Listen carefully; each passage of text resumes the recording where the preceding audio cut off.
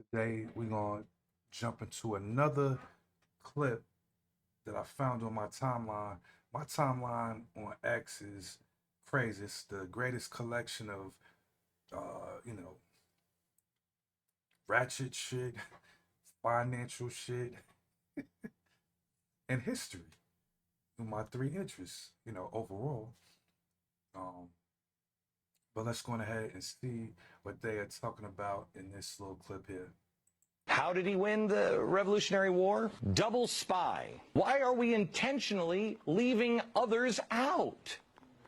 There are black founders. Why would our schools leave all of this history out? I mean, this is some of the greatest American story that you've ever heard. Why would they do that? And it's everywhere. You just don't know where to look. If you take a look at the revolutionary paintings of revolutionary times, here it is. This is the Boston Tea Party. Bunch of white guys, and then these people strangely looking like Indians, and they're not. But that's it. Not a lot of racial diversity. If you watch movies, one great movie. This is John Adams. You watch John Adams, and you don't see a lot of racial diversity. I'm currently watching Johnny Tremaine. This is. I love this movie. I remember this growing up. I was watching it with my kids just last night, and I noticed there are a couple of American Indians, but you don't see any African Americans unless they're slaves. They will show people as slaves, but that's it. Now, I want to show you a painting of the Battle of Bunker Hill. Here's the Battle of Bunker Hill. Bunch of white guys, right? Unless you know where to look. Right here. That's Peter Salem. He was actually the hero of the battle. It doesn't look like he's a hero there. He looks like he's cowering behind the white guy with a sword. He was the hero of the battle. And he saved scores of American lives that day. Why don't we know this? Look here. African American. Helping row the boat across. You know what his name was? Prince Whipple. He fought alongside Washington during the Revolution. Take a look at this one. This painting of, this is the Marquis de Lafayette. If you look at this, you just think, oh yeah, and then he made his slave dress up like I don't know what. But that's what you would think, right? This guy is incredibly important. This guy may have won the Revolutionary War. James Armistead was his name. How did he win the Revolutionary War? Double spy. I'm going to let David tell the story here in a minute, but basically the Brits thought that he was spying for them, but he was spying for General Washington. He'd give the Brits bad intel and reveal the good critical information to General Washington. Did you know this story? Why? I'm so tired of people saying, well, it was just the white people, white people, white people. No.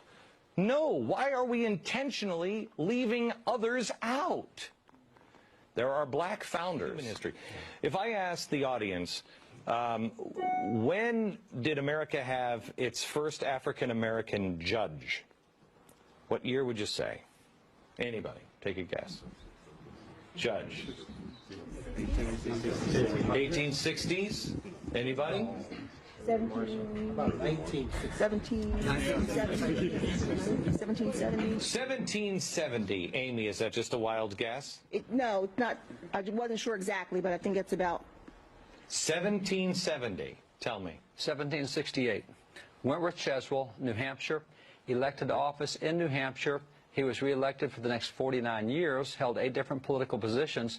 Really cool story about him is we all know that Paul Revere made his midnight ride.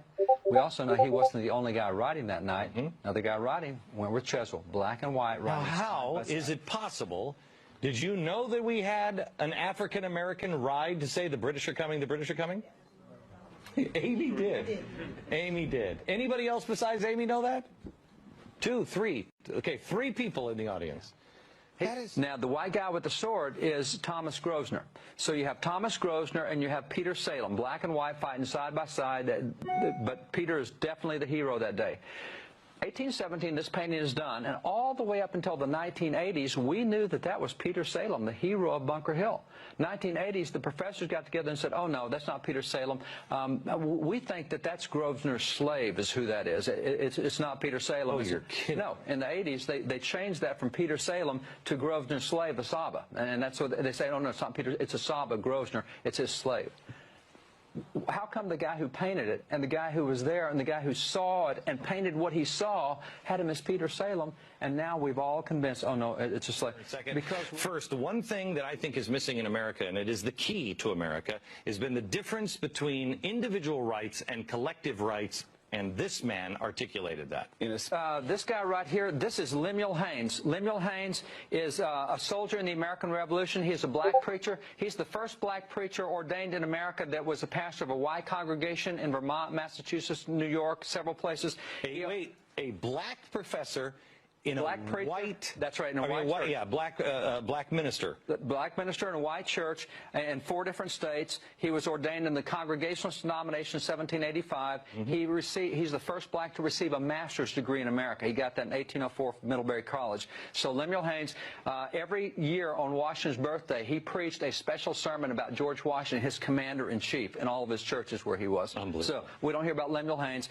This is Benjamin Banneker. I think he's the most brilliant scientist in American history. This guy, unbelievable what he did. He's the guy more so than Franklin? I would put Franklin and Banneker almost equal. Now, Franklin did a lot of inventions. This guy one time took a pocket watch. He taught himself how to read. He taught himself science. He wrote an almanac that 10 years ahead he was able to predict to the minute solar eclipses, lunar eclipses, 10 years before they happened. I mean, by watching the motion through a telescope, unbelievable what the guy did. He once took the back off a pocket watch, saw how it worked, went home and carved a wooden clock with all the gears, mainspring, and it was accurate to within 1 minute a year. A wooden clock the guy did. He's the guy who laid out Washington, D.C. He's the surveyor who did all that. He's a brilliant mathematician. Jefferson gave him... Never knew this. No. Jefferson gave him an example to France, said, hey, you guys in France think that blacks are inferior? Here's Benjamin Banneker. Okay, first, representatives, I asked, when did we have our first black Speaker of the House? When did we have the first Speaker of the House? 1789. When did we have our first black Speaker of the House? I bet most people would say never. Never. Except it was right here. Joseph Hayne Rainey. Joseph Hayne Rainey, South Carolina, is first black to preside over the House of Representatives. These are the first 7 blacks elected to Congress. You have here Senator Hiram Rhodes Revels, the first black U.S. senator elected.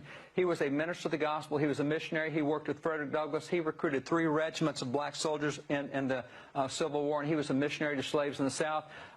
You have here Benjamin Turner, Josiah Wall, the large. This guy right here is really cool. Robert Brown Elliott is probably the most brilliant guy of that era. He actually took on the vice president of the Confederacy in a debate on the floor and just tore his head off. The racist Alexander Stephens. It was a great debate. When did we turn? Were these guys proud Americans, or did they say this is the epitome of what we were just talking about. These were individual guys. Half of these guys taught themselves to read. Half of these guys were slaves, and 5 years later, they're sitting in Congress. And as slaves, it was a capital offense to learn to read. So these guys in 5 years, and I'll guarantee you read their speeches and records of Congress, you better have a dictionary and a thesaurus in both hands because you want to understand the language they use. It is so brilliant what these guys did. But were they there to say the white man is bad and the America is bad? No. And these guys were Richard Allen. Let me go back here. Richard Allen had been in slavery. Richard Allen was in slavery, and he held no bitterness at all. He says God would not allow bitterness even in Joseph when he was in prison. Do you think God will allow it in us? He said, we can't have bitterness. He said, by the way, there were some whites who held us in slavery, but it's whites who are working for our freedom. I mean, these guys had no bitterness. They wouldn't allow it. How did he? So boom, that concludes that right there. That was a nice earful for those who never knew a lot of those facts. I didn't know a lot of these facts either. So while I knew this some, I didn't know all. You know, obviously the basic one that y'all should know, Crispus Attucks, you know, first person killed in the event that kicked off the Revolutionary War, basically. And he was a Moor, a black man.